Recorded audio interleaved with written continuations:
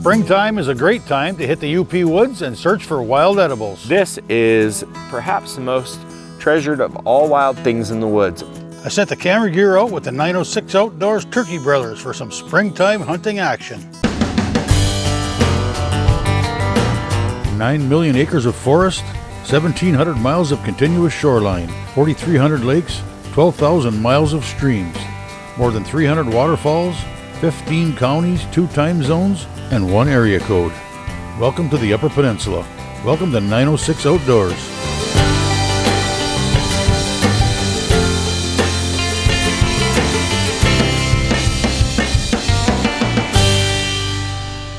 "906 Outdoors" is brought to you by Cooking Wild Seasonings. Make it fresh, make it yours.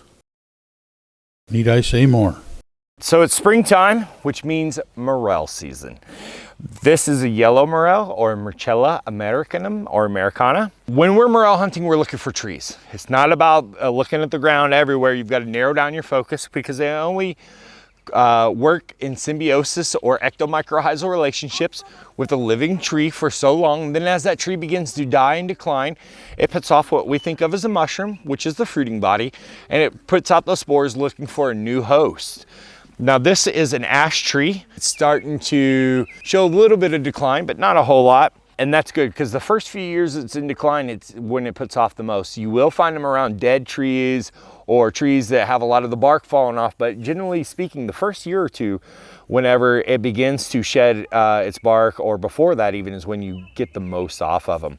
There are many hosts that morels, whether it's black or the yellow morel, there are many different hosts for them. For the black morels, white pines, black cherry, popple is a very big one. And then for the yellow morel, apple trees, white ash, black ash, and the big one is the American elm tree, right? And so we are going to harvest these. There's a lot of debate about harvest, whether you pluck or pinch or cut. I'm of the school of cut. And what that looks like is parallel to the ground, right? When you cut a morel, you know it's a morel because morels are hollow inside.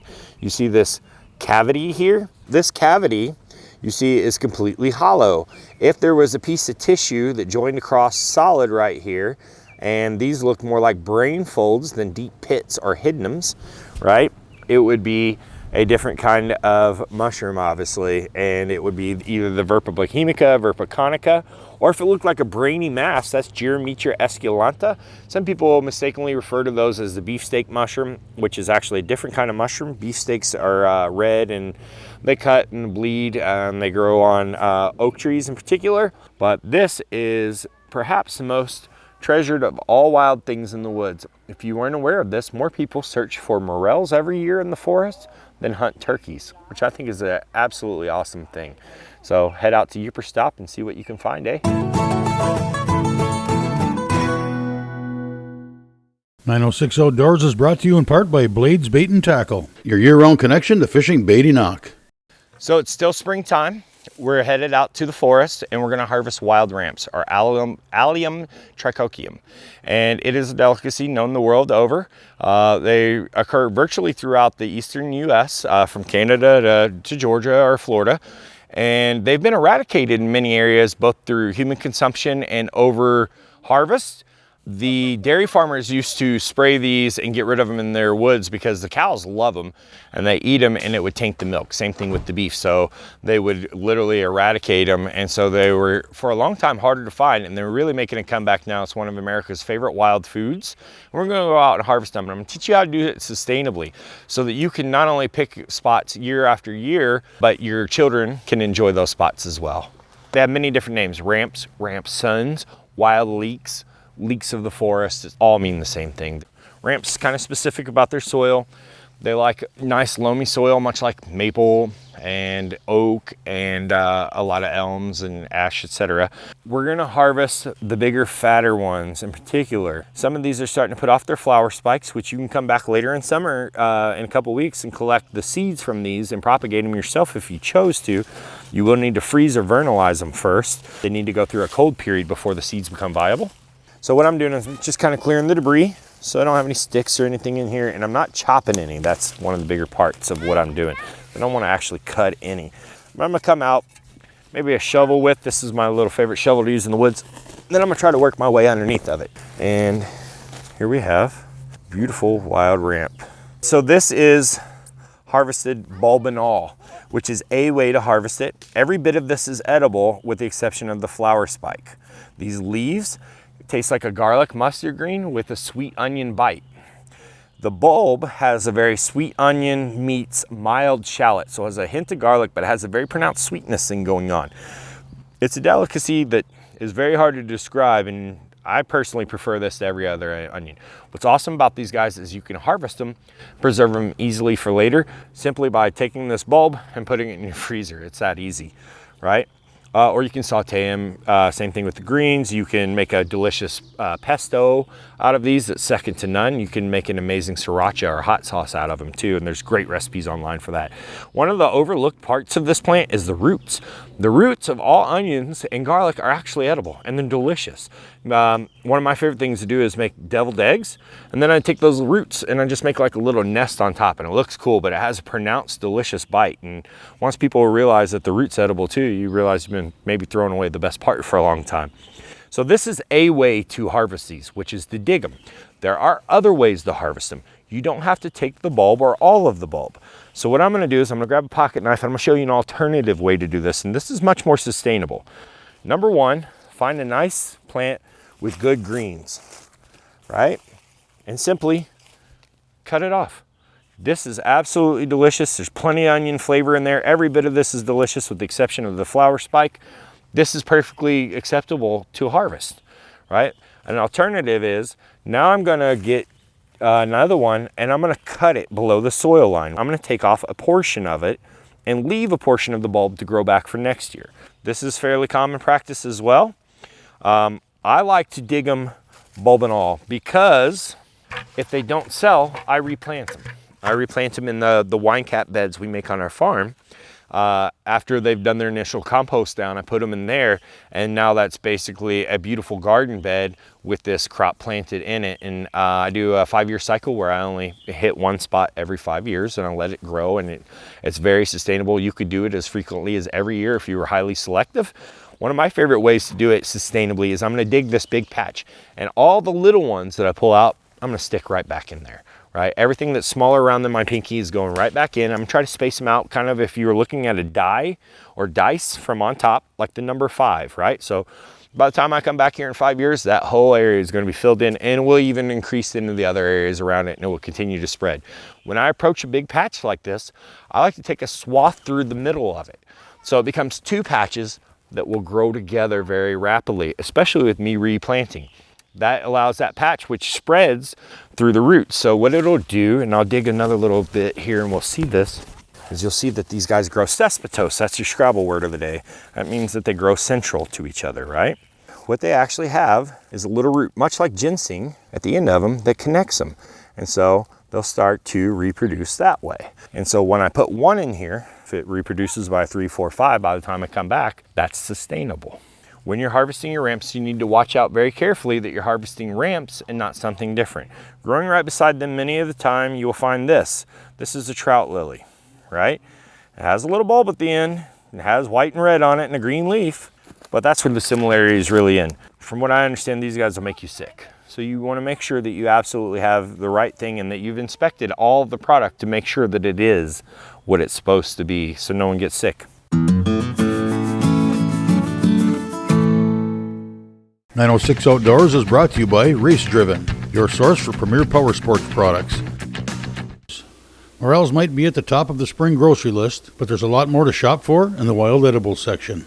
So here we are, early summer, late spring, and it is chicken of the woods season. Chicken of the woods, Latiparus sulpharis, also has a cousin known as Latiparus cincinnatus, which is the white chicken. This is the yellow chicken. The white chicken occurs on the root, away from the tree. The yellow chicken occurs on the tree itself, sometimes coming from where the root meets the ground, but almost always coming from the stump or on the bark, coming from the trunk rather. This is an oak tree. It's one of the most common hosts for chicken. It could also occur on various other trees, of course, as well. In particular, it would be on cottonwoods, hickories. If you happen to have a hickory, they're in the southern states referred to as hickory chickens. And so this mushroom tastes like chicken. And so whether people decided that the bird tastes like this mushroom first or that the mushroom tasted like that bird first remains to be determined, but it very much does taste like chicken, hence the name Chicken in the Woods. I'm gonna give this guy a gentle pull and we'll go ahead and look at it. The pore surface underneath, you see it's yellow. That's why it's called the yellow pore chicken. It differs from its cousin that grows on the ground called the white pore chicken. Of the two, the white pore is considered to be more delicious, but in this young, beautiful state, where it hasn't grown out dramatically and the edges or the margins are curled over, this is gonna be absolutely to die for, right? One of my favorite things to do with this in the kitchen is actually to make chicken fajitas with it. And it sounds as wonderful as it is. Just chop it up into what I call fajita strips and pretend like it's real chicken. And it's amazing. This makes a risotto that's out of this world. You can literally substitute it for chicken in any recipe, which is awesome.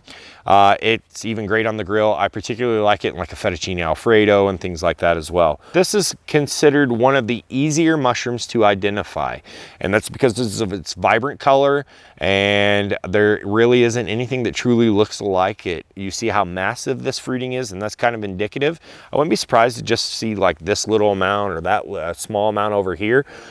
This is a really nice, what we call rosette, happening on top of the stump, and it would get quite massive. These things can get 50, 70, 100 plus pounds off of one tree, and they generally will occur year after year, although sometimes they'll be what we call one and done, which is on a live healthy tree. They'll appear one time, never again. Tree continues living for 50, 100 years, never has any issues. Some foresters will tell you as soon as this appears, it's a death sentence for that tree. In my experience, that's not true at all.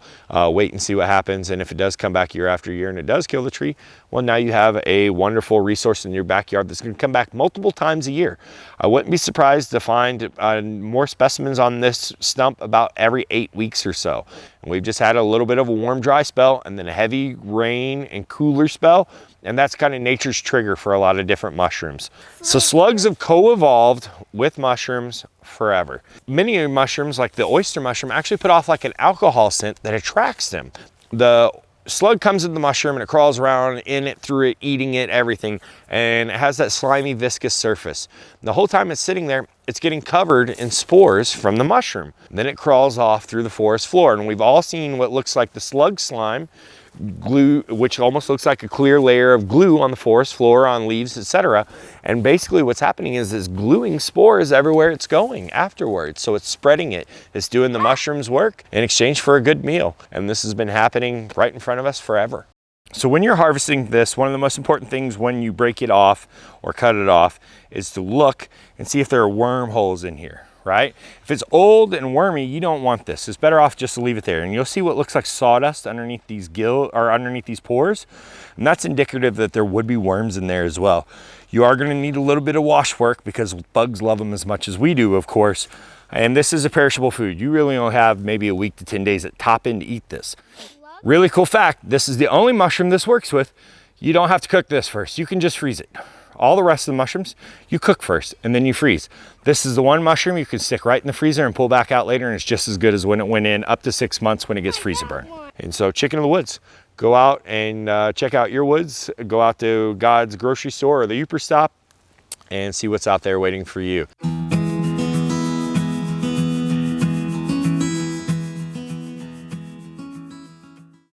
"906 Outdoors" is brought to you in part by Christ, your Northwoods neighborhood store.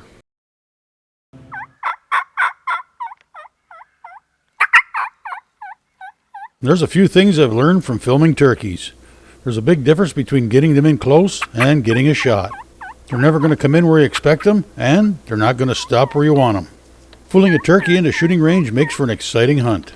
Fooling a bunch is even more of a rush. But a bunch of turkeys at once can make it nearly impossible to get a shot at one without the risk of hitting another. These turkeys were roosted on the backside of this ridge, and we knew that from last night. We didn't know exactly where, but we knew in the vicinity. And there's this big group of a lot of hens, jakes, and multiple really nice toms. I didn't want to do a lot of calling off the roost, and I wanted to wait till they're down, working their way into this field, and then start calling. I really was focused on calling at the hens, not the toms, because those toms, as you can see, were mainly focused on the 8 hens they had, and they're strutting around them the whole time. So they worked their way off this field and got to the top of the hill. And I just kept cutting at those hens, and I kept trying to aggravate them. We had a decoy set up, just a one hen decoy. I just kept cutting, doing different calling sequences just to irritate those dominant hens, and it worked. They hung up a little bit, then they finally broke, and they came the rest of the way. Came right down, you know, that's 15 yards to our decoy, and Ryan didn't shoot. The main reason Ryan didn't shoot, because 10 hens, there was 5, 6 jakes, and 2 or 3 toms in there. But the whole time, those toms were more focused on strutting around those hens. They were right on them. So to get a shot, Ryan would probably have shot 2 or 3 birds. Something I was trying to do there was, like I was saying, I was trying to cut at those hens, particularly the dominant hens. Once I got them to come, they came right into that decoy, which is pretty surprising. I didn't think they would do that, especially at one lone decoy. But this early season is pretty challenging. A lot of times they're grouped up, especially these older birds. They flock up. We just had snow last week, which doesn't help. But as we get further on into the season, these toms will start breaking up after they breed these hens. And these hens start going off to nest. That's when you can kind of catch them midday. So we're going to keep at it today. And there's a lot of turkeys in the woods. And that was a fun hunt. You can't beat that. We got really close right off the roost, and we had him at 15 yards. The footage was cool. It was challenging because he was sitting right here, and I was right over his shoulder. But I think he did the right thing, and we're going to keep at him. It's still early, and a lot of season left. It's been kind of crazy here. We're at a spot where yesterday morning we were on a lot of birds. There's probably 7 of them gobbling. None kind of passing through the area. We would move off, come back later in the afternoon, and then they would be working their way through and in the areas we were that morning. We didn't connect yesterday. Last night we had a really cool hunt. Had turkeys come from 100 yards out. Tom kind of snuck around us. I was trying to get footage, try to get over the shoulder on Steve, and I broke a twig. Turkey ran off. We went out this morning, not a lot of action, and then midday here, you know, almost noon, just checking spots. We heard a gobble. He was in the swamp here, so then we kind of hung up and tried to get as close as possible without him seeing us, get in his bubble. And we were able to do that. We threw this decoy out here, and these birds, I thought they were at the edge of this woods line, so what I feared was that those 2 toms see this hen, and a lot of times, especially this year, these birds have been seeing the hen decoy and just hanging up to where they are telling the hen to come to them. They're gobbling, they'll strut, they'll strut, they'll strut. So I was really upset halfway through this hunt because they were just sitting over here gobbling in the woods, and this hen was just sitting here, and they wouldn't break to come around the hen. So another thing too, you don't always need decoys, especially if you're in the woods. Right here we're kind of in an open area, so I felt like I needed to throw one out. But you don't always need decoys. You know, sometimes in the woods you get into some cover, that tom's really going to search for you, and it's going to give you more opportunities to shoot. He came on a line to about 80 yards, and he stuck to the edge of the woods. He would not move. We sat here for about a half an hour. I'm not good because I'm not patient at all, so I tried everything in my repertoire to get him that extra 50, 60 yards, and it took a long time. I was everything between scratching the leaves, acting like I was nesting up here, from walking back, acting like I was walking away, switching up some calls, trying to do everything I could, and I was ready to give up. And Ryan over here said that he heard a gobble right where they were, and there's 2 of them. So we set up, I did some more soft calling, and they both actually came in over the hill here about 50 yards, but they're behind an apple tree. I think he saw me because I didn't know he was there, and I moved a little bit to rustle the grass a little bit. He putted, and that wasn't good. So they hung up and they were walking away, but I just kept trying to do natural things as if this hen was just hanging out here, picking through the grass or something. After 15 minutes, instead of walking away, they just swooped up at about 40, 45 yards about, and we had Steve take the shot because it was a wide open shot in this little grassy field here. There we go, Steve. That a boy, baby. So this is the view of the turkeys as they approach this grassy field here. As you see, as they approach this hill, they could see that decoy.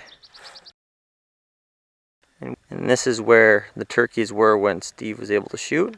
This wasn't the ideal setup because if you look, you're able to see that we were kind of out in the open. The trees weren't big enough. We didn't have a good backdrop. So I think that's kind of why they were nervous as they approached us. We set up at that location because when we snuck in, these turkeys gobbled 80 yards into the woods. So we had to hurry up and set up, and that was the nearest trees we could set up in. So that's why I let Steve know that he had to take a shot whenever he had a good one presented to him. And what she did right here, it was wide open, and he was able to shoot that bird. The reason why I think this tom was hanging out in the swamp, first it's warm out, but I think there's a nested hen back here. It's the only reason for him not to come that extra 80 yards. My guess is he was just in the area of this nested hen and just waiting for her to get off the nest and then to group back up for their evening ahead. So it was really important for us to get kind of as close as possible in his circle to get him to get excited and kind of break and work our way. A lot of times this midday action isn't, you could really kill turkeys, you know, so don't give up, just keep at it. And things like this happen sometimes. So he put an awesome shot on him and got his first turkey, and it's a really nice turkey. It's a beautiful beard on it, probably a 3-year-old bird. Really cool for your first turkey. I remember my first turkey, it was Jake, so it's a really cool turkey. Beautiful, 60 degrees. It's just everything you could hope for your first turkey. Good gobbling action, midday. So Steve's pretty excited. He's gonna try to go. He's gonna smoke this turkey, hopefully in the near future, and enjoy what nature gives you. Feel free to join us on Facebook or visit us at 906outdoors.com. And while you're there, be sure to sign up to get on the 906 Outdoors email list. We'll send you an occasional email with tips, recipes, and more. You'll also be eligible for giveaways just for being on the list. Thanks for watching, and we invite you to join us next week for another adventure right here on 906 Outdoors.